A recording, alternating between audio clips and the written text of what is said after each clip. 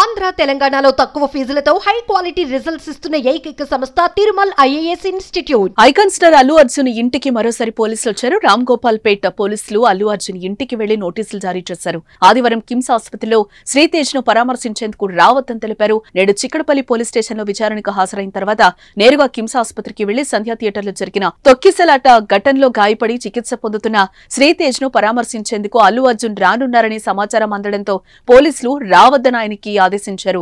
ఈ మేరకు అల్లు అర్జున్ నివాసానికి వెళ్లి ఆయన మేనేజర్ మూర్తికి నోటీసులను అందజేశారు. అల్లు అర్జున్ కు 2 రోజుల క్రితం నాంపల్లి కోర్టు రెగ్యులర్ బెయిల్ నైతే మంజూరు చేసింది. కొన్ని షరతులు కూడా విధించింది. 50,000 విలువ చేసే 2 పూచీకత్తులపై ఈ బెయిల్ మంజూరు చేసిన న్యాయస్థానం ప్రతి ఆదివారం చిక్కడపల్లి పోలీసుల ముందు వ్యక్తిగతంగా విచారణకు హాజరు కావాలంటూ ఆదేశాలు జారీ చేసింది.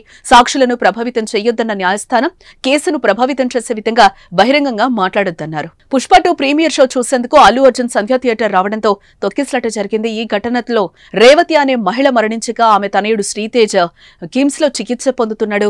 ఈ కేసులో అల్లు అర్జున్ A11 గా ఎఫ్ఐఆర్ లో రాసిన పోలీసులు విచారణ చేసి 11 రోజుల తర్వాత అల్లు అర్జున్ ను అరెస్టు చేశారు. అల్లు అర్జున్ పర్మిషన్ లేకుండా అక్కడికి వచ్చారని ఆయనపై కేసు నమోదైంది.